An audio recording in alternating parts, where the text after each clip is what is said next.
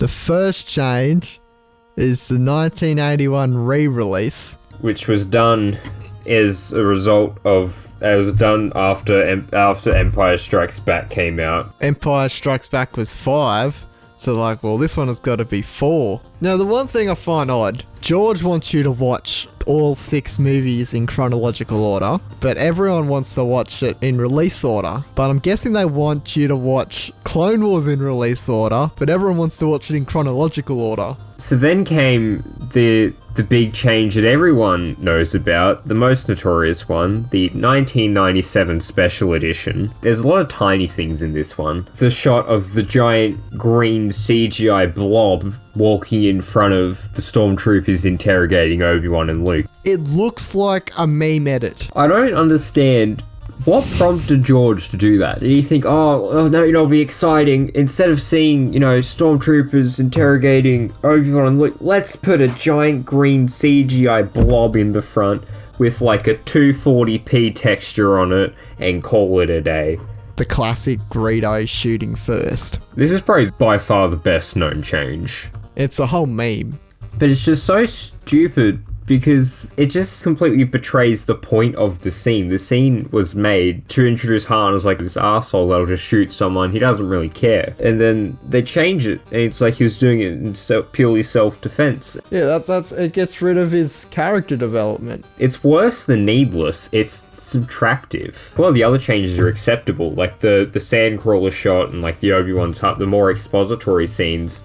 Even so, though they're not that big of a plus, they don't subtract anything. I don't mind it for a special edition. That's not where the issues come in.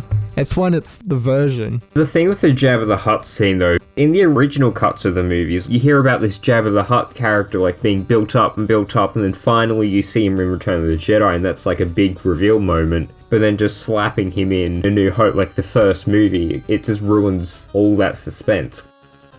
Probably the best change in all of history, well, kind of following off of this special edition, was fixing Jabba a little bit. It looks a lot better. It's certainly better if he wasn't there. This doesn't fix the scene, but it makes it bearable. I'll admit that it looks a million times better than the 1997 version. Yes, that giant piece of digital shit was actually approved to be in a final fucking film. The donk. Take over. That is the best change. Out of all the New Hope different re-releases, this one's probably the most solid. The fact that it's on Blu-ray makes up for the changes. I bounce between choosing HD and Gout. The most famous one, I think, from this one would be the rock in front of R2-D2. The original hiding place was kind of stupid, because it was like, how can they not see R2? It's so obvious. But then that's the point. It's like the desperation. You didn't really have much choice of where to hide. They changed the scream again.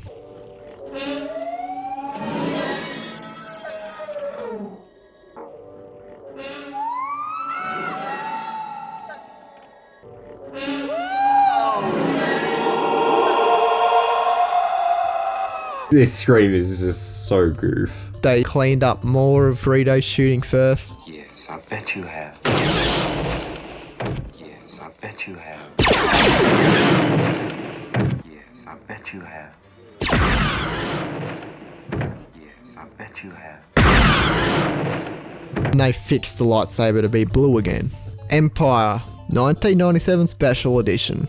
The added shots of the Wampa. Yeah, Shots of the Wampa is another one which I understand, but it just ruins that added bit of mystique of like, oh god, what the hell is it that's attacking Luke? The Jaws effect. The worst shot is when he gets his arm cut off. I don't understand why George felt the need to change the dialogue. You're lucky you don't taste very good.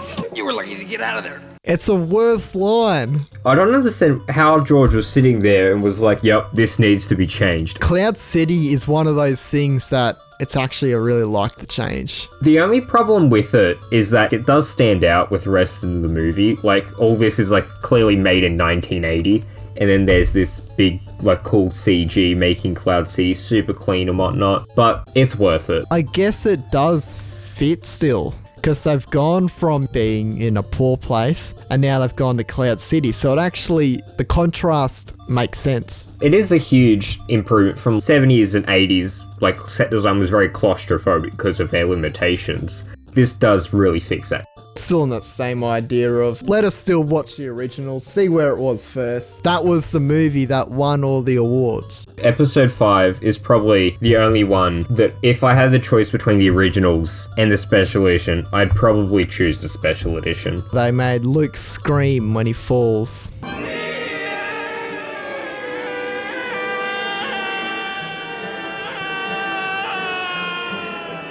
So this is another needless one. It doesn't add, it doesn't subtract, but it's just weird that it's there. This is another line change. He goes from Bring my shuttle. to Alert my Star Destroyer to prepare for my arrival. The original line was better. This one's the interesting one. This was when the prequels were coming out, and so they made a lot of changes to make continuity with the prequels. but I feel like they half-assed it. The changes feel so janky because they're made on a DVD budget. They weren't making like a huge theatrical re-release that like everyone would go and see. This is just, like minor changes for just a new release. The first one is Ian McDiarmid. Star Wars Revisited did this properly. They did it while filming Revenge of the Sith. As you said, they didn't have the budget to make the makeup look like Return of the Jedi, so they just used what they had for Revenge of the Sith and then got Ian McDiarmid to read the lines. This is another brain fart moment. They just changed the lines. We have a new enemy, Luke Skywalker. Go straight to the point. We have a new enemy. The young rebel who destroyed the Death Star. I have no doubt this boy is the offspring of Anakin Skywalker. In the prequels, obviously Anakin Skywalker's a lot more significant. So this is probably also trying to keep in continuity, in context to watching from 1 through 6. It sounds like a lot of my father's brother. That's part of the Sith religion that you pull on a new identity. Now I'm reading them. I actually like them. I'm not gonna lie. Tamira Morrison. I didn't used to like Tamira Morrison's added lines, but after watching Book of Boba Fett, I like them more. I like Tamira Morrison, but as with these prequel continuity changes, it's so half-assed. It looks like it's his first reading of the script. I could do another take. No, you only had me for an hour? Okay, let's move on. Jason Weingreen just sounds so much cooler.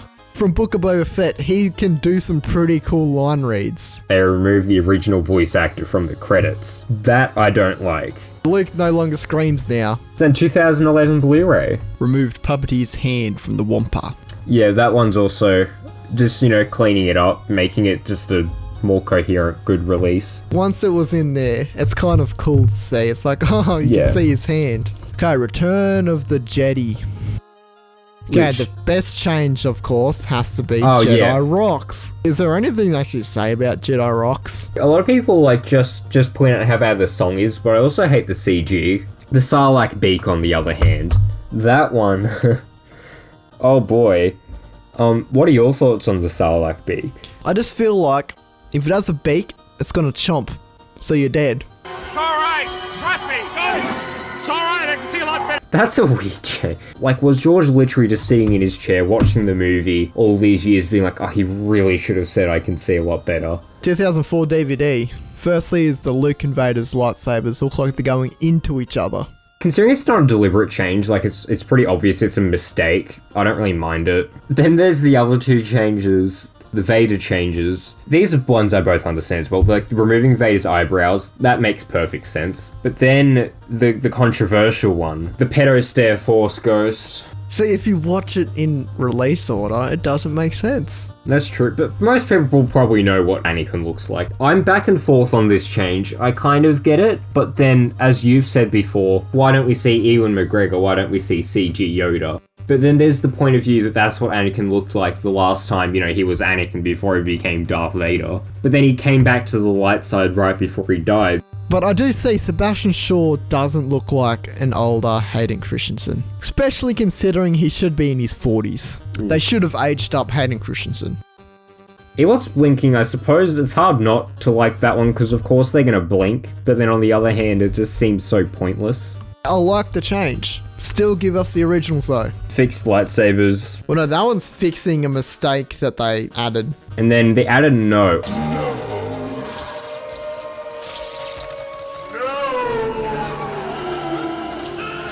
I don't like the added no. Just seems silly. I think it's taken from Revenge of the Sith. It does sound like the exact same no. I didn't like it in Revenge of the Sith. I don't like it here.